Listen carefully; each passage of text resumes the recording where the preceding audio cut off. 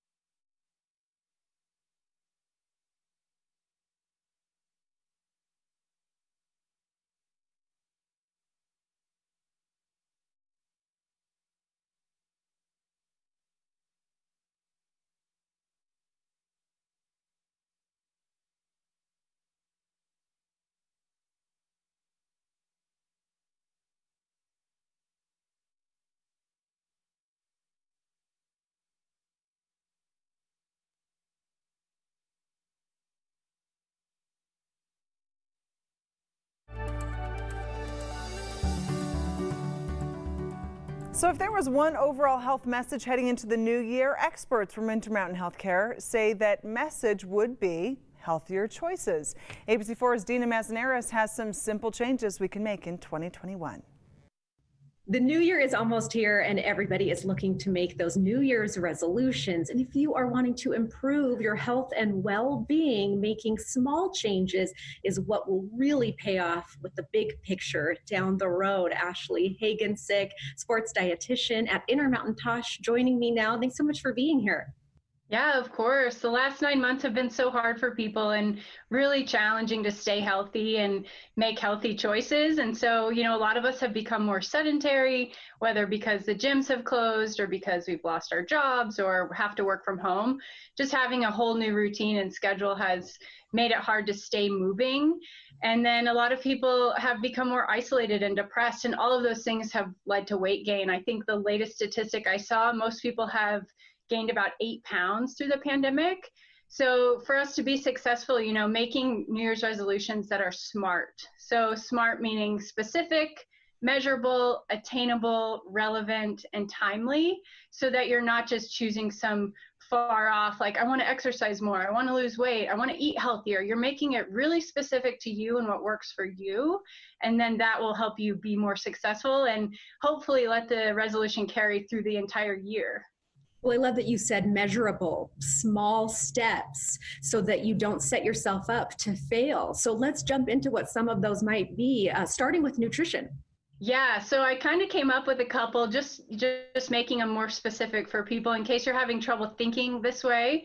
So my first one I thought of is, a lot of us are doing takeout and delivery. So I encourage people to, steam some vegetables. They can be already flavored and seasoned vegetables. Just add that to your next takeout or delivery order, and that'll help the food go further, but also give you some really much needed antioxidants. We're going into flu season. We're trying to stay healthy all around. And so that's kind of, the first nutrition tip, I guess. Another one being like, put your phone away 30 to 45 minutes before you go to bed. It's so hard. It's really hard for me as well. But it'll really help you get a better night's sleep and help you fall asleep quicker. That light, we hear so much about blue lights. We need that light to help our melatonin set in, to be gone. And so that's another, great thing. Another one being, next time you're on the phone with a friend or family member, put some headphones in, bundle up, get outside, go for a walk. Try to, not be as sedentary. It's just so hard when we're trapped indoors, and now that it's cold and with inversion coming. So just try your best to just keep moving throughout this winter time. Because we are used to just being cozy at home. So getting our bodies moving and blood flowing again. Exactly. And then last but not least that I came up with is do something that makes you happy, it makes you laugh. Our mental health is so important as well. And it's not just about what you put in your body that's going to help you with your weight loss goals. It's also about being happy. Do something that makes you smile, pick up an old hobby, pick up a new hobby. Don't rely on others for your happiness this new year. Ashley, I love these so much. I'm making a mental note, and I know the viewers are too. If you want more information, hop online, intermountainhealthcare.org. Thank you so much for taking the time. Of course. All right, coming up as we head to break, here's a live look. That's a gorgeous look, right? Downtown Salt Lake City. Chief Meteorologist Alana Brophy will have your full forecast coming up next.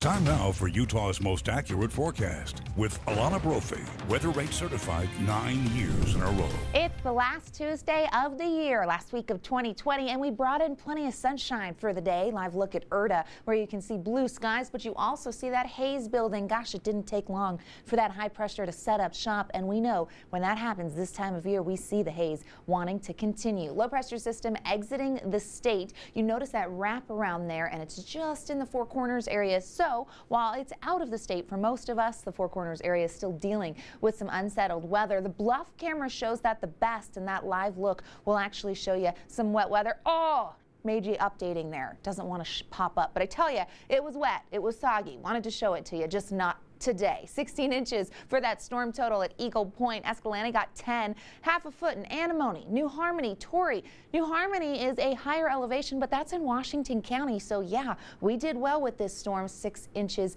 in Manti. Beaver got close to 6 inches. Canyonlands doing well. Castle Country got over 4 inches. Oak City coming in at 4.2. So a decent storm, and it is going to be pretty much out of here in the next hour or so. Temperatures right now are chilly. We're looking at 20s and 30s along the Wasatch Front. Look at the backside of the Wasatch, sitting at 23 in Park City, Morgan in the upper 20s, cold in Heber at 27, freezing into Willa. These numbers going to continue to drop, which means a very frigid overnight into tonight. Our frigid temperatures with those clear skies will allow for those numbers to really bottom out. High pressure taking control today, and we're going to see that into tomorrow. But you'll notice we get a little more cloud cover into our Wednesday. Our high pressure short-lived because of the storm system that arrives in the Pacific Northwest and will eventually drop into Utah on New Year's Eve. It's going to split, though, like many of the storms this year, and we're going to see two parts of it breaking apart, which means snow showers in the north as well as a little band of moisture there in central and southern Utah. So as we get closer, we're not expecting huge amounts, not a tremendous amount of moisture. This is a weaker storm, but we could see accumulating snow, not just in our mountains,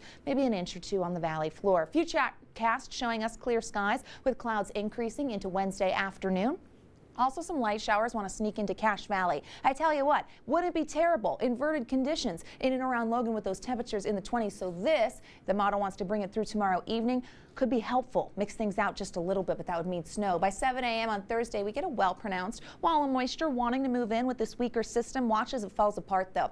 Tries to get over I-15, splits into two. We could see mountain snow, as well as Castle Country getting another round, and the model wants to bring that down to the western portion of the state in the southwest desert, which means Cedar City could see some more snow. That northwesterly flow with this storm system. It will clear. New Year's Day brings partly cloudy skies with cold conditions, but an active storm pattern by the end of the weekend and kicking us off into the first full week of 2021. Regional forecast showing us those numbers in the 20s and 30s into tomorrow in northern Utah. Overnight lows in the teens, single digits in those inverted places. As we look over at western Utah, you see daytime highs staying below freezing in places like Nephi, Delta getting to a high of 30. Overnight lows in the single digits there. Going to be cold. Duchesne also a little inverted with lows around 4 tonight. Bundle up 30 for the high in Castledale. Decent amount of cloud cover there for the western edge of the state. In eastern Utah, the basin remains cold. 26 for that daytime high tomorrow. Four Corners getting into the mid-30s. We'll see Torrey make it to 37. Very chilly for the overnight. Clear skies, fresh snow on the ground. Oh, it's going to be a chilly start to our Wednesday. Freezing in Cedar City for that high. Numbers will get into the 40s for Zion National Park and mid-40s for St. George. Speaking of Washington County, look at those next 7 days. Isolated shower on Thursday. It's just a small chance, but why not put it in there? 2020, we should. We start off the new year on Friday with clearer conditions, drier conditions for the weekend down there in southern Utah. Different story for the north. Wasatch Front brings in those snow showers for New Year's Eve. Drier conditions for the first day of the year. Saturday, quiet conditions with high pressure in control. Our next storm arrives late Sunday and will linger into Monday morning, changing from rain to snow. And then Tuesday, looks like we're lining up for a nice little winter storm moving our way, which will bring full snow. So let's bring the moisture where we can get it, right, guys? We're going to get rid of this year, and I say take the inversion with it. I just never, ever get that wish. Get out of here, 2020. All right, I know you're a weather geek, nerd, whatever the right word is that is complimentary to your knowledge. Weather geek, nerd, definitely in the compliments category. Go for it, Mr. McGirt. I have a gift with language, don't I? How would you describe weather in like a word or two in 2020? I mean, I know we're in a drought, but was it different than other years? That we've been paying attention to this pandemic so much. Well, Nick, we actually saw the worst drought we've seen in 20 years in Utah. So that's why at this point with an active storm track, you want to make sure that that moisture is coming in statewide because we really need it. This winter season has underperformed when it comes to storms. We haven't seen major valley snowfalls, and we're adding to the snowpack in the mountains as much as we can. It was a very, very dry monsoon season. I bet you're sorry you asked this question. No, I'm like, this is perfect. You're crystallizing everything for me. More of a non-soon because we didn't get the summer rains, so we missed those. So drier conditions persist, but as we get into 2021, I'm hopeful. Why? Because I'm optimistic. I'm with you, Alana. And you ask her and she will answer, always. She always has an answer. Coming up, the show will go on. What to expect for Times Square's New Year's countdown.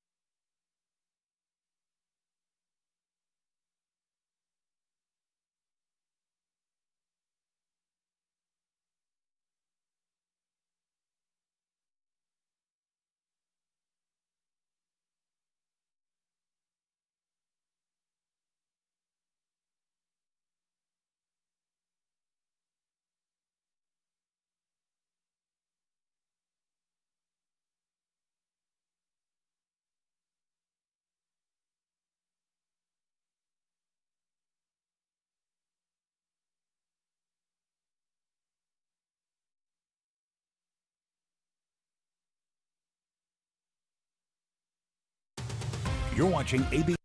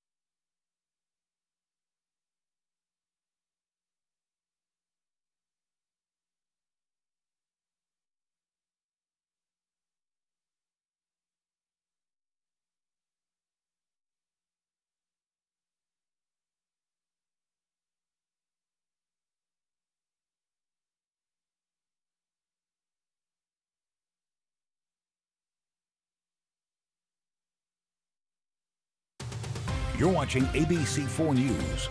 Thanks for staying with us. New Year's Eve in Times Square is a tradition. It has been for decades. And for the last few years, the host has been Ryan Seacrest. Now, while most people slowed down during the pandemic, Seacrest says he was busier than ever before. His regular television and radio shows like Live with Kelly and Ryan and American Idol, they continued despite quarantine. And there were requests, he says, for specials. He says he took on more projects because everyone was going through a rough time, and he felt he had to do as much as he could. Man, and he does do so much. You see and hear him everywhere, right? Well, while he works on both coasts, splitting his time between Los Angeles and New York, this week he's back in the Big Apple to host Dick Clark's Rockin' Eve with the help of actors Lucy Hale and Billy Porter. Sierra with co-host from Los Angeles. He thinks it will be a little different without the crowds of previous years, but he likes those curveballs of live broadcasts. In fact, he's hoping for bad weather because he likes a challenge. Now, that is a person who does a lot of TV and radio to say, throw it at me. Let's see what happens. He wants the adrenaline rush of something different. How many hours has he logged on the air? He's got a lightning cord that plugs into the wall to charge him up. Okay, we'll see you again at 5.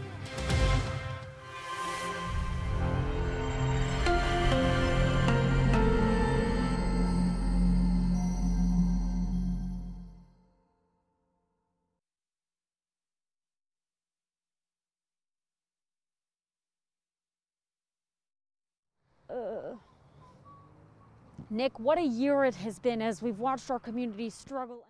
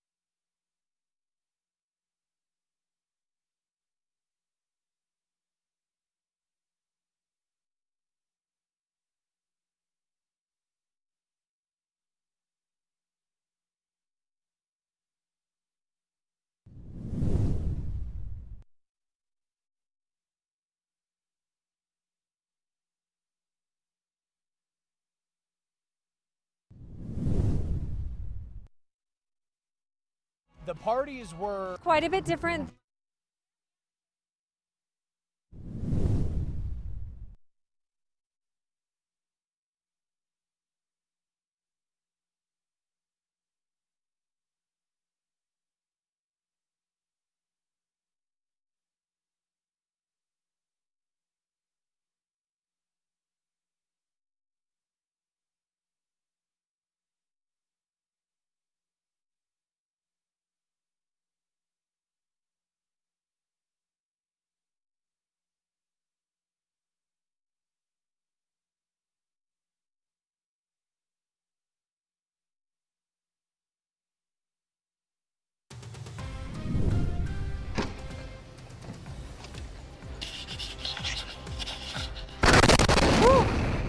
Now at 5, an officer on the scene captures the Christmas Day explosion in Nashville, Tennessee, the newly released body cam video. Plus, $600 stimulus checks are slated to go out to Americans. But what is the fate of the $2,000, that hypothetical stimulus check? And another holiday transformed by the pandemic, how people and businesses are adapting their New Year's celebrations. Live from Utah's first TV station, ABC4 News at 5 starts now. Good evening, I'm Emily Flores. And I'm Nick McGurk in for Glenn Mills tonight. Thank you for joining us. We're talking about New Year's Eve, right? The pandemic changing the way we have celebrated the holidays. Now, the Gateway is offering a different form of fun this year compared to last year and pretty much ever before. That's to avoid the potential spread of the coronavirus, trying to avoid a super spreader event. ABC4's Jordan Burrows now live for us with how it works. Hi, Jordan. Hey Nick, the iconic ball drop, the countdown, 3, 2, 1, that's the same this year, but what's different is there'll be less cheersing, less kissing, and less hugging at these large public gatherings. But instead you will see, like I said, people a little bit here, those small groups gathering. But health officials say this New Year's Eve, this could turn into a super spreader event. 1 year ago, the parties were Quite a bit different. Different, meaning singing, dancing, and eating, enjoying celebrating the new year with those you love and your community. We actually have sort of a hybrid model that we've created, so there's 2 different ways that people can celebrate. The celebrations, however, need to be on hold this year due to what could be an increase of COVID-19 cases if people can't follow the rules. The safest way to have New Year's, like every other holiday we've talked about, is at home, only with the people that you in your immediate household who you live with. With Dr. Spivak's advice, she says gathering with those you do not know almost guarantees you a 1 in 2 shot of getting COVID-19. She says if people are in a group of 15 or more in Salt Lake, Summit, Davis, or Utah counties, there is a 40 to 50% chance someone has COVID-19. Going to a party or any kind of celebration or get together that has people outside your immediate household clearly increases the risk of getting COVID. Jacqueline Briggs, the marketing director at the Gateway, says she is organizing this event as safely as possible. Every group that's pre-registered will need to check in, and they are spaced 12 feet apart, and masks are required. Those that are attending the party virtually will see fireworks and hear local music from the comfort of their home. There's a lot of people at home that have felt isolated this year, and they may very